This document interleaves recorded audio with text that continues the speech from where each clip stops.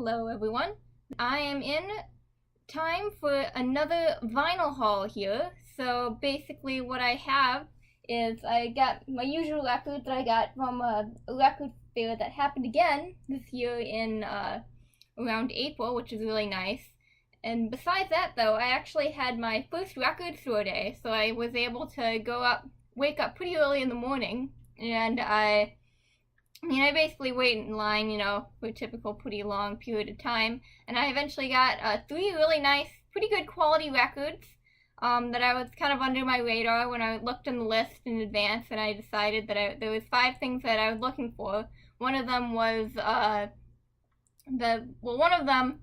two of them I didn't get. So one of them was the Steroids, I think it was a smaller, basically an EP or a smaller, collection of songs by Death Grips. That was already taken because, I was basically, I was probably in the middle of the line, so pretty much everyone in front of you would have gotten that because that was a hot sell. So I didn't get that, unfortunately. And then the second one that I was looking for but didn't get was a Gorillaz record called The Fall. And I thought of getting that one, but the other 3 records that I'll show you that I got were pretty pricey, so I decided not to get it. But, yeah, but as far as it goes, though, I'm pretty satisfied with what I got.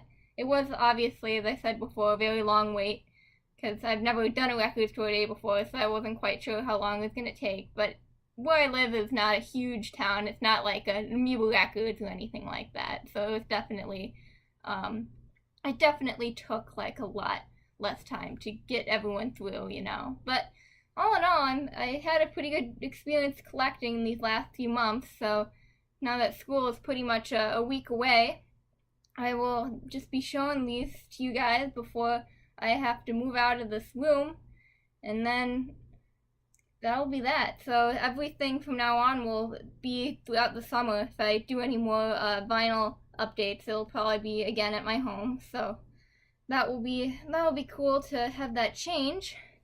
But going on here, I'm gonna start out with some of the stuff that's not my record day stuff. That'll be last. But recently I went to a few concerts. So I went to a Mitski concert, and I also got to see Buckethead live, which was really cool.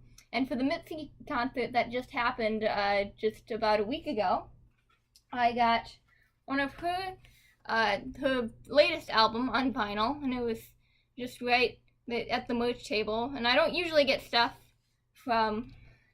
at concerts, but I thought this would be a nice opportunity since it was relatively reasonably priced, and the album setup was really nice, and I thought it would be a good opportunity just to get one while they're around, because I do quite enjoy this record, and it was really quite a treat to see her live too. She has a very amazing voice. There's the inside there. And what was kind of funny about it though is that when I was at the concert, she must be really short. People were joking about it, so I was way in the back, and all I could see was her head if I was lucky during the entire show. But yeah, she sang really well. Everything went well in terms of the performance. It was really a treat to see her. So it was really cool that I had an opportunity to see her live and get this record. So going on here, we have the inside, the inside sleeve part here, and the record is just a normal black. And I kind of like the center part here. They have all these really cool pictures that kind of match with the lyric sheet here. And what's interesting though is there isn't actually 2 LPs in here. They have an extra little space in here for this really cool poster. And I don't know if it's going to be able to show it because it's really big. But that's basically the inside part of the poster. And whoops. Woo. And that's basically the other side of the poster. Let me just fold this up. And it's really big. I already have so many posters in my dorm right now. As you can see, I have a Nico one right there, and I have a Tyler the Creator back there. And it's not on camera, but there's a Tool poster in front of me. There's a King Giz poster, and an obituary poster next to that. Both of those being smaller ones, not bigger ones like the other three. But as I said before, I had plenty of posters, so I'll probably just keep this in the record since there's just so much stuff that I have on my walls right now. Oops. Alright, that's gonna be impossible to fold up. But yeah, so this is I'm showing it again, the Mitski record that I got, Be the Cowboy. And I'll be moving on to some more used releases that I got. So I went to a record fair very recently and I got a few things. I got to see some familiar faces that were selling there, and I got to talk to a few really cool people that were fellow fans of Giz and other bands that I took interest in. And what I basically got was, let me just show this one first. This one wasn't from the record fair, this was from something else, but I got the other Traffic record. You can see that's the front and the back. And it's basically the same design as the other one in terms of like the shape. The cover is obviously different, but they have a picture of the band in the back, and the sleeve on the inside, or the part on the inside, is pretty similar to the one that I had before, and the center is also pretty much the same. And I don't think I've listened to this particular record before, but I heard it's pretty good. Maybe not quite as good as the one that I got originally that I showed earlier, but it's supposed to be a pretty solid record, so I'll definitely want to try it out. So after that, and this was one that I actually got at the record store fair, is I got a relatively good copy of King Crimson. This is, I think, one of their early records that they made in the 70s. I don't quite remember what this one is called, unfortunately. But King Crimson is pretty much impossible to find on the internet if you're in the know about this band. They basically don't stream anything, so I've been trying to get some of the records so I can give them a closer listen. Because what I have listened to from King Crimson that somehow survives the copyright police on YouTube, the music is really good, so I really would love to listen and get more in depth with what their music is, because their albums, at least the most famous one that I have listened to all the way through, is incredible. So it would be really nice if I could get at least some physical copies of their music, whether that's vinyl or CD or whatever, and just go through it, because you can't do that on the internet, not even on YouTube. Even Tool streams on YouTube, even if it doesn't stream on Spotify. But King Crimson, it doesn't stream anywhere on the internet. It's basically been wiped off of any kind of digital platform, except for maybe a few songs. So, as I said before, it'll be nice to go more in depth with their works, because their music, from what I have heard from them, is excellent and really good. So onward from that, I got in this is a Tool EP. I think this is Opiate, and this one was alongside the first record, Undertow, but I chose this one because I could only choose so many of the amazing records that I've been finding. And this one, I don't think I've actually listened to all of these songs. I have listened to some really early Tool, like some of the earlier mixtapes, but I might have not listened to all the songs on this particular album. But I do enjoy Tool quite a lot, so I'll probably take a liking to them. So I guess here's the inside of it. Pretty plain on the center there. But I do like the interesting cover here. And I do really think that Tool might be one of my favorite more modern progressive bands after Porcupine Tree. And it would be really nice if I could get some more of this stuff on vinyl, despite how rare and pricey that it is. So I was kind of lucky that I was able to find one of those, because they aren't always easy to come by. So going on from that, I have an Ultravox album. Ultravox is kind of this, I want to call like post-punk or like kind of this electronic type of band, and they make fabulous music. Like I've listened to, I think I listened to Vienna and another one that they made, and the stuff that I've listened to from them, and this record's also supposed to be pretty good, is really excellent, and it's definitely a more obscure band that that not a lot of people really know about. Because when I was getting this record from this guy, he was basically telling me that, like, he's like, yeah, a lot of people don't really know about this band. It's pretty obscure. And I definitely had to agree with him, because you don't hear a lot of people, I guess the only way I can kind of compare the music from this group is that if you listen to kind of like the Smiths or like New Order or like Joy Division, it's kind of in that vein of music. So it's, if anyone kind of likes those sort of bands, I definitely recommend this group, because as I said before, I don't hear many people like talking about this group, but their music is really fantastic and the songs get stuck in your head in a good way, and the music at the same time, as catchy and as infectious as it is very creative and original in the sound. So yeah, that's Ultravox.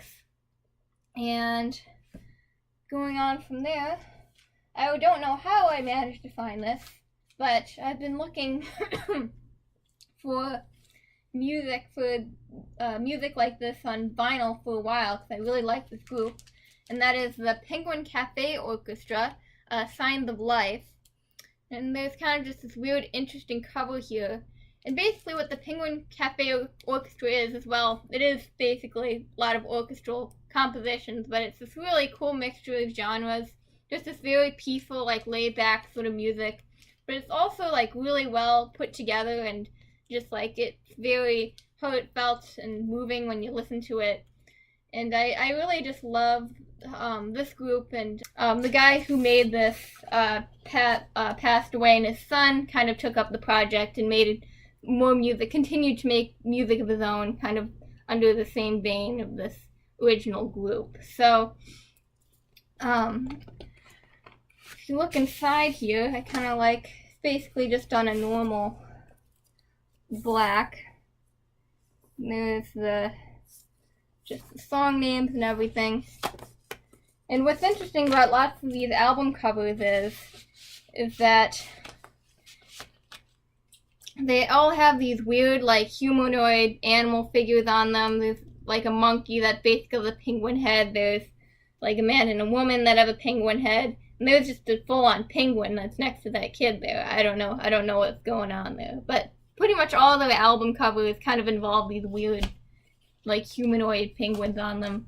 And it's just kind of a weird but kind of interesting art style that they use on all the covers. So whenever you see a Penguin Cafe Orchestra album, you usually know what it is, even if you don't see the name of the group on the cover, because they always have those penguins on them. So going after that, this was another album that I haven't listened I haven't listened to this album, but I have another vinyl from this group, and I've heard they're kind of this bluesy or folksy kind of group from the 70s that was really popular, and that would be Little Feat Sailing Shoes. And there's the back of that. And all of the covers kind of have this really weird sort of art where they have these weird characters. Like this one has basically a humanoid cake on it. And then the one that I got had basically what looked like a cartoon duck that was it was like very feminine and in like this, like had this huge like lipstick on and was just sitting in a chair or something like that. And it was in the same sort of background too, with the trees and the grass and like the peaceful sort of scenery. And there's what's in there, all the lyrics and what I believe to be the band. It's on the top here. And I haven't listened to Little Feat before, but I'm really curious to give them a try, because you always see these albums in bargain bins, and I've heard good things about this group, and it's just, sometimes if you're just curious, you just gotta go for it. And now that I'm looking at it, it seems like Don Henley produced this. It might be a different Don Henley I'm thinking of, so I will not go past that observation. But anyways, after that, or actually records that were not from the record fair, they're from the record store that I got them from. And here is a Gentle Giant record that I came across. And I haven't seen any covers. I've seen like the original cover of this, which just has the octopus in it, not the one. I haven't found, I didn't realize that they had other vinyls that looked a little bit different, which is actually the octopus is sort of in this, like this jar-shaped cover art here. And back again. And then here's what's inside. That's just the lyric sheet there. But yeah, I recently discovered Gentle Giant, and they have several other records, and most of them aren't really that long in length, but what they do have in every one of them, all the classic, more of their more well-known albums, is basically this really, it's like this really folksy, almost like medieval music mixed with like the 70s rock and prog, and it's this really interesting sound that I've been sort of just eating up lately. And I think I've listened to Octopus, and I've listened to at least maybe 3 or 4 of the other records that they have. And I have seen some of their live performances too. And yeah, the singing is really interesting, and it's just this very, I don't know, I quite enjoy how unique and just how outward the sound is. And it definitely doesn't lose its flavor and lose its interest even listening to it now. So Gentle Giant is definitely another band that I have to look out for, along with Gong and Hawkwind and all those other groups that I'm constantly trying to find music from, because they aren't necessarily they aren't necessarily a household name for a lot of people, but the music is incredibly well made, and the discographies are very solid. So going on with that, I have, and this is the last record before I go on to my record store day finds, is Matmos Plastic Anniversary.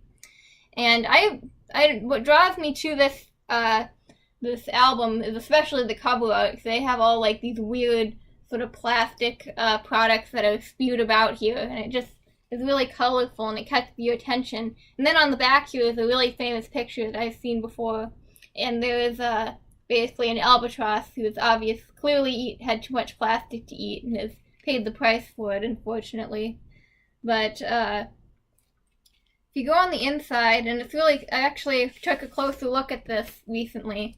What this group did, and they're, I believe, a group of electronic music producers, and they basically sampled all these songs, but they made this entire record out of like samples of like plastic.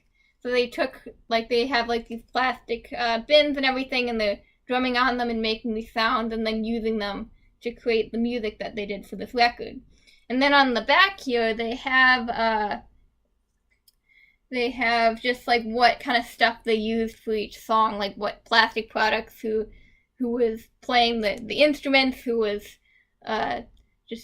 took part in making the songs. And I just took a closer look at this, and it's really cool just to see, kind of have a little bit of an inside look of how this album was created, because I actually discovered this record from Fantano, and I haven't really been looking through a lot of his picks lately, but this one kind of caught my eye, because I'm really into a lot of electronic music that's out there, and he recommended this album from a very recent list of his, and he said it was like really good. And sure enough, when I checked it out, the sounds were like really out there and unique, and I really enjoyed like all the stuff that was on this record. So I eventually just decided to buy it, because I happened to see it in one of the record stores around here. So after that, I have my three 3 record store day releases. And so those I have, and most of what I got from record store day was older music. None of it was new, unfortunately. As I said before, no Death Grips or Gorillas, but I did get these stuff from these 3 other bands.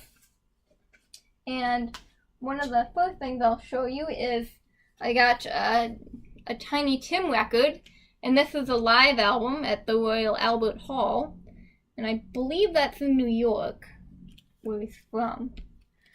So there's the back right there, and as you can see, it's made of some pretty thick stuff. I've never been to Record Store Day, but it seems like a lot of their special releases are on like really thick packaging, which is kind of nice, so they don't break or bend too easily. But as you can see here, and I didn't realize this before, but they have, the vinyl's very thick, but it's also a really cool kind of reddish orange color. So that will hopefully have a nice sound to it since it's pretty solid. And then here is just the song sheet right there. There's a picture of Tiny Tim. And there's the front of it. It's basically just whoever was playing all the instruments during that performance. And this is also a gatefold on top of that, so if you look inside here, there's just Tiny Tim doing his thing. And there's sort of a statement that he wrote, either perhaps before the concert. And yeah, so that's just basically it for this record. I haven't listened to this one in particular, and I was just found it interesting that they re-released it on vinyl.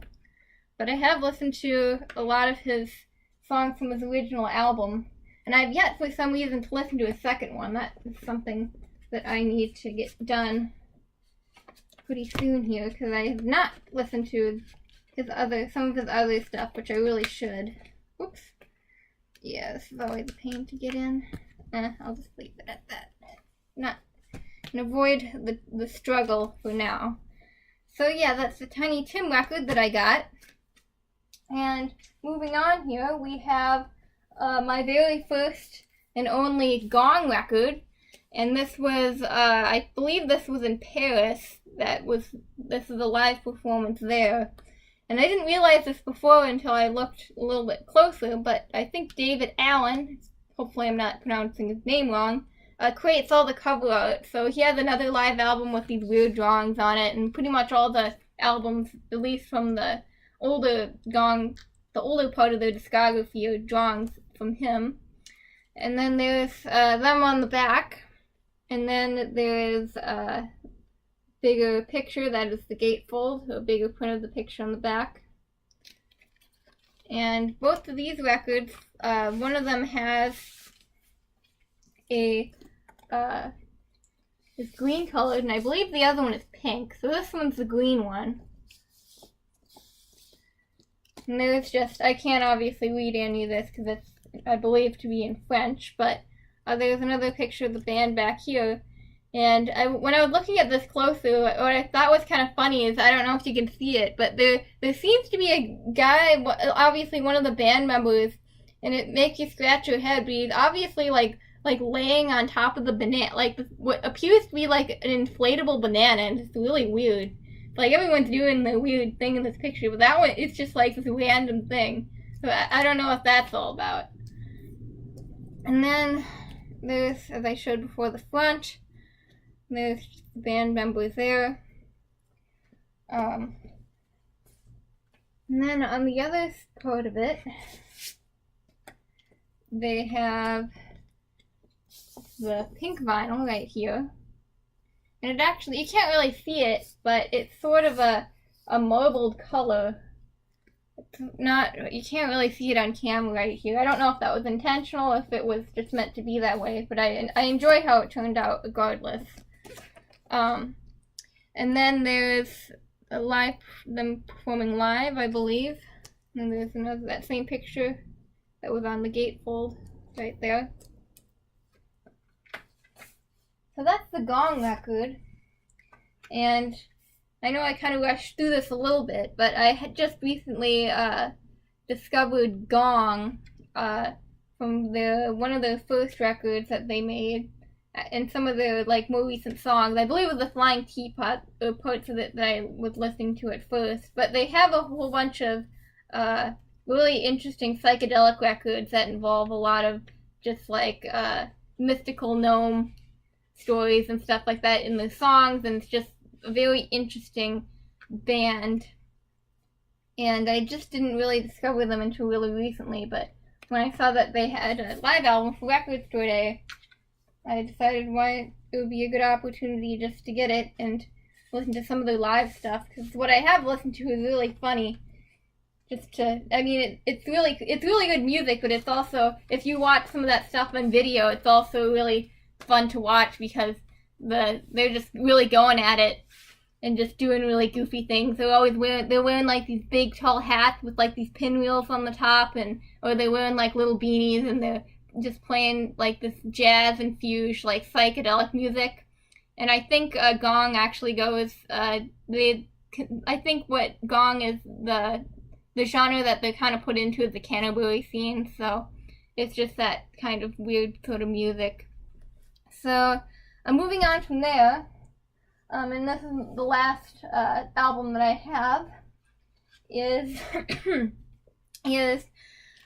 Trout Mask Replica, and this is a Third Man Records edition, I believe, and I was able to get this Record Store Day, and it was the only disappointment that I had with it was I thought initially that this was going to be a colored vinyl edition. It's just a black vinyl, but nevertheless should sound pretty good. It's really nice thick vinyl, and the whole setup that they have on this record is really nice. So there's the center of it right there,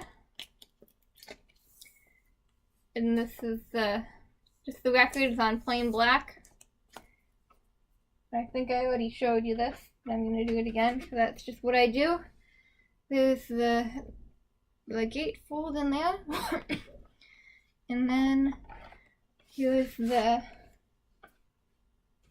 what is, I believe, to be the lyric sheet right here.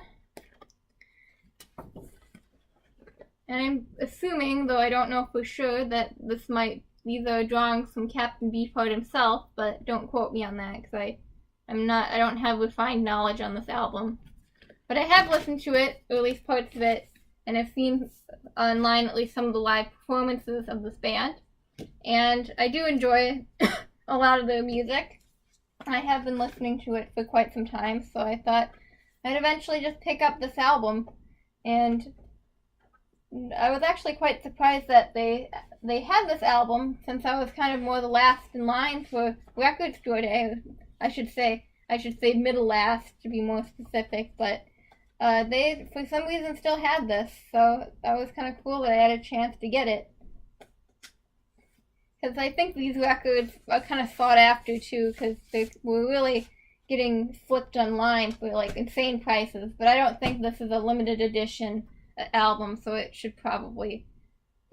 probably will not be the case in the future in terms of it being overpriced. But, yeah, this is the Captain Beefheart album. And that is all that I have for records and what I got for Record Store Day. And yeah, so it's really cool that I got everything that I was able to get. And if anyone's curious about when I'm going to show the rest of my Record Store collection at home, I did indeed make a video of that, but it was really poor quality at the last minute, so I don't know if I want to release it or not, because it's just like really, like, I think I did it sort of last minute where I had to do it down the basement and it was like dark and the lighting was terrible, so I don't know if I want to do it over.